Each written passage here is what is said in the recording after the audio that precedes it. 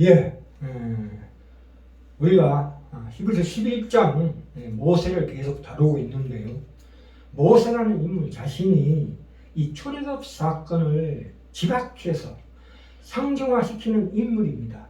출애굽 사건은 출애굽 자체의 목적이 있는 것이 아니고 가나안에 들어가는 것이 목적입니다. 그러니까 갈 데가 있어야 꺼내시는 것입니다. 하나님께서 가나안에 집어넣기 위해서 모세를 그 지도자로 삼으신 것인데, 그러니까 하나님의 약속, 무엇입니까? 아브라함, 이삭, 야곱에게 하신 약속을 이제 실제적으로 역사적으로 이루시는 분인 줄을 역사적으로 알게 하는 일과 출애굽 사건에서 실제로 이스라엘 백성들을 애굽에서 인도해 내시는 하나님이시다, 이 뜻입니다. 출애굽기 6장 3절에 아브라함과 이삭과 야곱에게는 나의 이름을 여호와로는 그들에게 알리지 아니하였고 라는 표현을 쓰고 있습니다. 그러니까 이것이 실제적으로 현실적으로 모세를 통해서 이제 하나님의 역사가 이제 시작된다, 이 뜻입니다. 이 모세라는 이름 자체가 건져낼 자입니다. 결국 가나안이 우리가 얘기하는 구원이요, 천국이요, 영생이지요. 우리가 천국 그러면 자꾸 죽어서 가는 해함이 없고 상함이 없고 슬픔이 없고 눈물이 없는 영생 복락만 누리는 천국을 이야기하는데, 이 천국이란 말이 한자 말입니다. 그걸 풀면은 천국은 하늘나라죠. 하늘나라인데 이걸 좀 더 정확하게 표현하자면 하나님 나라라고 말씀드릴 수가 있습니다. 하나님의 나라. 예. 그래서 이 하나님의 나라,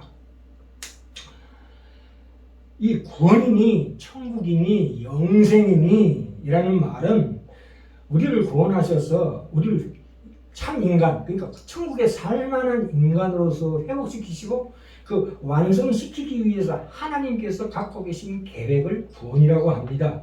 근데 이 하나님 나라가 말하자면 모세와 이스라엘 백성들 출애굽해서 가나안에 데리고 가는 것처럼 우리 각자의 생애 속에서 이루시는 하나님이시다는 뜻입니다. 하나님 나라가, 하나님 통치가 이 땅에 임하고 성령으로 말미암아 우리 안에서 지금 발현되고 있다. 하나님 나라가 지금 만들어지고 있는 과정 중에 있다고 우리가 반드시 이해해야 합니다. 천국을 하나님 나라로 이렇게 명명하면 이 천국의 개념이 우리가 정리가 된다고 우리가 생각됩니다. 자, 오늘 출애굽기 3장 가볼까요? 3장에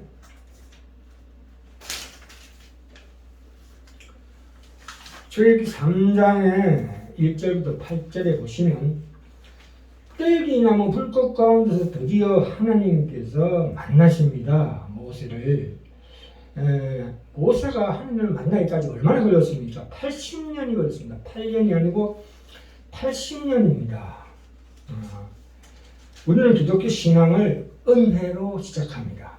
그러나 우리가 자신을 근거로 하는 어떤 열심과 헌신을 통해서 보상을 목적으로 하는, 말하자면 지나친 기복신앙으로 빠지기 쉽습니다. 우리가 언제나 시작은 십자가이지만 우리가 새로운 사람의 탄생으로 인한, 말하자면 반드시 거쳐야 하는 필수 과정을 우리가 이해해야 합니다. 그것이 하나님 나라가 지금 현재 만들어지고 있는 그 정황이거든요. 그래서 하나님 나라가 우리가 죽어서 가는 천국보다 더 중요한 것은 지금 우리 삶 속에서 믿음으로 하나님의 나라가 함께 건설되고 있다는 사실을 깊이 명심해야 합니다. 그러니까 모세가 80세가 되었어야 모세를 부르십니다. 하나님께서 그 뜰기나무 아래에서 그동안 모세가 자신을 얼마나 스스로 불태워서 하나님께 편들었던 일들이 지금 이 시간에 와서 하나님 앞에 섰을 때 그것이 얼마나 무력하고 값없는 일이었는가를 지적하고 계십니다. 하나님께서. 모세가 40세 때 애국간을 죽이고 도망갔습니다. 미디안 광야로. 그러고 난 다음에 40년 동안 어떻게 살았겠습니까? 목동으로 사는데 정말 그 인생과 참 나의 인생이 과연 무엇인가? 하나님은 도대체 지금 무엇을 하시는가? 하나님 앞에 얼마나 많이 엎드려서 기도했겠습니까? 그 가슴을 치면서 답답해하고 또한 그 억울함, 분노를 이야기 안 했겠습니까? 그 스스로 반발하고 하나님께 원통해하고 몸부림치고 고민하다가 결국 절망하고 체념해서 이제는 나이 80세 아무것도 남지 않은 그때에 하나님께서 비로소 모세를 부르신 것입니다. 그러면 이 40년 동안 하나님은 모세를 탈진시키시고 말하자면 소진시키고 계셨던 것입니다. 그러나 하나님은 모세 태어나기 이전부터 모세로 말미암아 민족이 지도자로 삼기로 이미 계획하시고 작정하신 일을 끊임없이 계속 하시고 계셨는데 모세만 모르고 있었다 이 말입니다.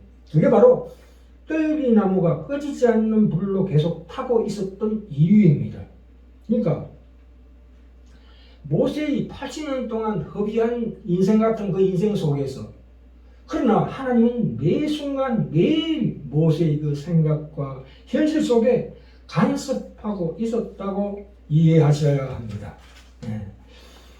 우리가 세상 살아가면서 내가 뭔가 하나님 일을 한다 아니면 세상 일을 한다 할지라도 정말 그 속에서 나의 그 못난 것, 나의 조급한 성격 때문에 사소한 일에서마저 큰 일을 걸치는 그런 미련한 나 자신을 볼 때가 너무나 많습니다.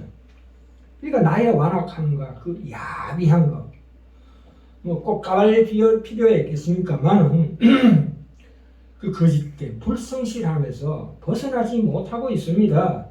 우리가 신앙생활하면서 내가 하나님께 열심히 믿었더니 하나님께서 이런 응답을 주셨더라 하는 것은 하나님이 우리에게 주시는 사랑의 실제성에 대한 정명일 수는 있어도 그것이 하나님 우리를 구원하시는 본질이거나 목적은 아니라는 것입니다. 그러면 우리는 날마다 시간마다 삶 속에서 정말 이게 뭔가 하는 생각 때문에 늘 절망하며 신앙적으로 체념하며 자신을 부정할 수가 있습니다. 그때서야 비로소 성경이 요구하는 신앙의 진수, 상한 심령이 되는 것입니다. 심령이 가난하다는 것은 복을 받은 증거다 이 뜻입니다. 왜냐하면 심령이 가난하게 되면 자기 능력이나 가치나 자신이 소원하는 것으로 채우거나 근거하지 않게 되기 때문입니다. 우리가 얼마나 한심한 존재인가를 우리가 아무것도 만들어낼 수 없다는 것을 하나님께서 확인시키십니다. 우리가 만드는 것은 모두가 죄에 불과하다는 것을 끊임없이 확인시키는 하나님이십니다. 우리가 신앙적으로라도 교회라는 이름으로라도 내가 잘나고 싶어서 하는 행위일 수가 있다 이겁니다. 그래서 우리가 깊이 경계해야 합니다. 빌립보서 2장 5절에서 8절에 나오죠. 너희 마음에 이 마음을 품어라. 그리스도 예수의 마음이니. 그렇죠. 우리 자신으로 것으로 채우지 않고 하나님의 충만한 것으로 채우겠다는 그 항복이 우리 깊은 신령 가운데서 나와야 합니다. 지금 이 시점에서 창세기 3장 13절 볼까요? 이 시점에서 모세가 이렇게 얘기합니다. 아니 그동안 하나님께서 뭘 하고 계시다가 이제 나타나셔가지고 그럼 당신은 도대체 누구십니까? 이렇게 물었을 때 14절에 뭐라고 말합니까? 하나님 모세에게 이르시되 나는 스스로 있는 자니라. 야, 이 스스로 있는 자라는 말이 무슨 뜻입니까? I am that I am. I am who I am. 뭐 이런 뜻인데 영어로 하나님은 모든 장소와 경우에 있어서 그러니까 모든 존재, 모든 경우, 모든 환경, 모든 사건의 그 주재자, 통치자로 언제나 있는 자이다 이런 뜻입니다. 하나님께서 통치하지 않는 영역이 없다. 하나님의 허락 없이 일어나는 이 세상의 사건이 없다. 하나님이 관계하지 않는 존재도 이 세상에 없다는 뜻입니다. 그래서 하나님은 항상 그러십니다. 나는 언제나 나다. 나는 언제나 어느 곳에서나 존재하며 간섭하며 통치한다. 지금 우리가 살아가는 이 땅에 숨겨진 영역이 천국이다. 하나님 나라가 지금 이루어져 가고 있다고 말씀하고 있습니다. 우리가 사는 현재의 삶 가운데 숨겨진 천국의 영역을 그리고 계시는 것이 알아야 합니다. 성경에서 말하는 천국은 천국이 미래의 우리 운명이거나 아니면 궁극적 종착지 또는 최종적 고향이 아닙니다. 마태복음 4장 17절에 회개하라. 천국이 가까웠다는 것은 손안에 들어왔다는 뜻입니다. 이 하나님 나라는 말하자면 천국은 사후의 운명을 일컫는 말에도 말이 아닙니다. 우리가 이 세상에서 벗어나서 다른 세상으로 훌렁 넘어가는 것이 결코 아니다 이게. 하나님의 나라, 새로운 창조, 재창조, 그 새하늘과 새 땅에서 하나님의 형상을 이 땅에서 발현시키기 위해서 우리를 이 땅에 태어나게 하시고 구원하여 이 땅에 살게 하셨다 이거예요. 그렇기 때문에 우리가 사는 이 인생은 참으로 그 새하늘과 새 땅을 반영하는 생기있고 적극적인 삶이 되어야 한다 이 뜻입니다. 예수님이 아버지 집에 거할 곳이 많도다 하는 것은 부활의 성학입니다. 한시적인 거처를 얘기하고 있습니다. 고린도서 4장에서 5장에 보시면 바울은 우리가 기다리는 게 무엇입니까?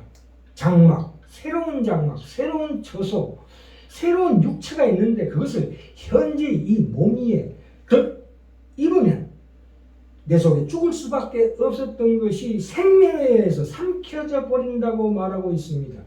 가루소말 속에 누룩처럼 눈에 비록 보이진 않지만 보이지 않은 영역의 천국이 하나님의 나라가 지금 우리 삶 속에서 이루어지고 있다. 구원이라는 것은 천국에 가는 것이 아니라 하나님이 새하늘과 새 땅으로 새로운 생명을 하나님의 새 생명으로 지금 태어난 것입니다. 그렇기 때문에 물론 우리가 아직도 죽어야 하기 때문에 언제나 그 하나님 나라는 부분적으로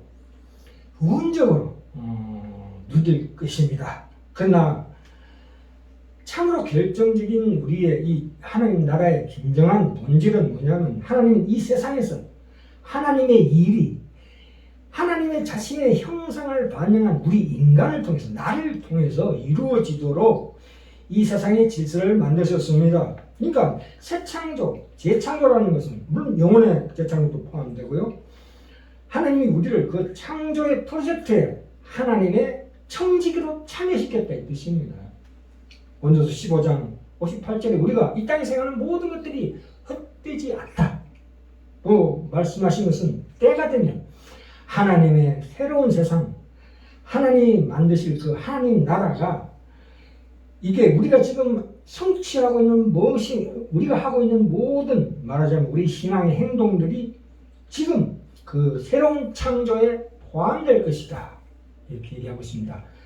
제사장으로 삼아주시겠다 이 뜻입니다. 그래서 고린도후서 2장 14절에 나오죠. 항상 우리를 그리스도 안에서 이기게 하시고 우리로 말미암아 각 처에서 그리스도를 아는 냄새를 나타내시는 하나님께 감사하노라. 고린도전서 15장 58절에 나오죠. 그러므로 내 사랑하는 형제들아 경고하며 영원히 경고하며 흔들리지 말며 항상 주일에 그 힘쓰는 자들이 되게 하라. 이는 너희 수고가 주 안에서 결코 헛되지 않은 줄을 알미라. 이렇게 말씀하고 있습니다. 자, 이번 4장에 가봅시다. 4장에 가시면 여기 근데 참 우리가 의문되는 구절이 나오는데요. 출애굽기 4장 24절, 25절, 26절입니다. 이 십보라 얘기가 나옵니다. 모세의 처 십보라가 이 할례를 행합니다. 그러니까 이 성경에는 이 십보라가 부하들과 함께 나중에 진정으로 갔다가 나중에 출애굽 후에 르비딤에서 모세와 다시 재회합니다. 이 피난편이라고 나옵니다. 문자적으로는 피를 흘려서 얻은 남편이라는 뜻인데 이 사건을 통해서 모세의 아내는 이 할례의 중요성을 그러니까 할례라는 뭡니까? 이 구약에서는 할례가 구원이거든요. 하나님의 관계를 의미하는 이 관계가 얼마나 중요한가. 과거에 자기가 뭐 반대를 했던 어쨌든 모세도 어영부영하다가 두 아들 할례를 안 시켰습니다. 그 잘못을 깊이 깨닫고 직접 할례를 행합니다. 그러니까 이스라엘은 언약 백성이므로 그 하나님의 자녀라는 정체성을 지키시기 위해서 마땅히 할례를 행해야 했음에도 불구하고 모세가 어영부영 자기는 할례를 받았는데 8일 만에 자기 아들 할례를 안 시켰기 때문에 하나님께서 직접 모세를 죽이려고 왔는데 아내가 그것을 눈치채고 자, 시킵니다. 얼마나 지혜롭습니까? 이 미디안 여인 십보라는 이제 이방 종교를 버리고 언약 백성이 됨을 선언하는 것입니다. 하나님의 언약은 이 할례를 통해서 더 확장되어서 이방인에게도 구원이 임한다는 것이 사도행전에 나오지요. 신약시대에 이르러 예수 그리스도의 십자가 피 흘림을 믿는 믿음 안에서 율법이 정한 한시적인 그 제도인 할례의 종결, 그 페이지가 선언되므로 표면적 할례가 아니고 진정한 할례는 우리 마음의 가죽을 벗기는 것이라고 에레미야서 4장 4절에서 얘기하고 계신 것입니다. 그것이 오늘날 우리에게 하나님 나라인데 이 할례의 사건에서 가장 중요한 것은 무엇이냐면 하나님이 직접 어떤 사건 또는 어떤 일을 초월적으로 홀로 결정하셔서 사건을 만들지 않으시고 반드시 모세라는 사람을 통해서 십보라라는 사람을 통해서 일을 진행하십니다. 이게 왜 중요합니까? 우리가 아까도 말씀드렸지만 천국이라는 것이 단순히 우리가 죽어서 가는 천국, 상함이 없고 해함이 없고 눈물이 없고 슬픔이 없는 것이 아니라 그런 걸 우리가 피상적으로 보는 것이 아니라 천국에서 가장 중요한 것은 그게 살아야 될 사람이 변화되는 거예요. 왜냐하면 지금 오늘날 우리가 사는 이 삶 속에서 내가 변화되는 것이 거기가 하나님 나라예요. 나라가 이루어지고 있다는 것입니다. 천국이 이루어지려면 환경과 조건 이전에 거기서 살아야 할 우리가 변화되어야 한다는 것을 반드시 인식해야 된다 이 말입니다. 그것이 바로 이 할례 사건이 우리에게 주는 큰 교훈입니다. 하나님께서 인류 역사를 주도하실 때 하나님 홀로 하지 않으시고 우리가 바라는 환경과 조건으로서 천국을 단번에 만들어내시지 않고 그분의 백성을 부르시고 또 훈련시키시고 완성시킨 일을 통해서 역사를 이루어 가신다는 것이 바로 할례 사건이 우리에게 주는 큰 교훈입니다. 자, 우리 결론으로 갑시다. 6장으로 갑니다. 자, 이제가 했던 말이 전부 정리인데요. 6장에 봅시다. 3절에